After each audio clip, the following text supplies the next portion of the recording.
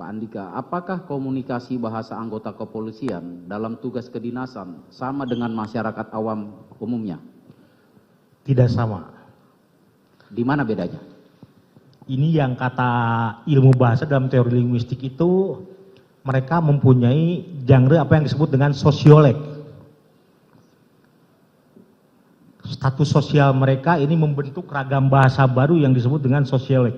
Dan ini berbeda dengan ciri bahasa status sosial yang lain. Hakim biar misalnya dengan dosen misalnya. Saya sebagai dosen misalnya, dengan Pak Frans mungkin akan terbiasa dengan kosakata kurikulum, nilai, UAS, UTS, ujian. Dan ini tidak sama dengan register sosiolek hakim misalnya, yang punya registernya misalnya vonis, perkara, putusan, PK, gitu ya. Jadi tidak sama gitu. Dan apalagi dalam kedinasan polisi yang mengenal adanya pangkat, sudah jelas bahwa hubungan sosial mereka itu sifatnya hierarkis.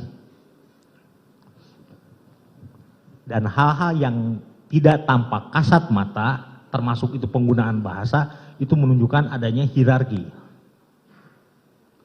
Karena itu sudah menjadi adab mereka gitu.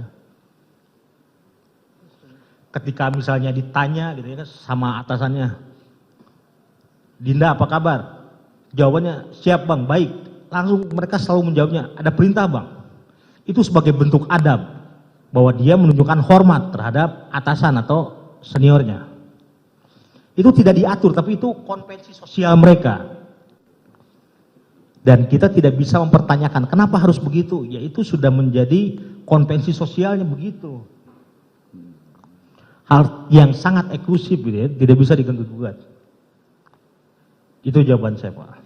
Baik, kalau Pak ahli dari Pak Frans. Ya, saya ingin melengkapi di dalam bahasa itu ada yang namanya ragam dan laras. Ragam bahasa itu ada formal, informal, tidak formal sama sekali, atau semi formal juga, ada 3 itu. Sedangkan laras itu yang tadi Pak ahli Andika mengatakan register. Laras bahasa itu sesuai dengan pemakaiannya. Nah, kalau tadi ditanyakan apakah di bahasa di dalam Polri itu berbeda dan masyarakat umum, larasnya pasti berbeda. Baik karena ada kuasa, ada relasi sosial yang berbeda di dalam mereka, maupun di karena kebiasaan-kebiasaan. Jadi dari segi laras itu laras bahasa, bisa kita sebut laras bahasa Polri. Nah, wartawan laras bahasanya lain, para hakim laras bahasanya lain.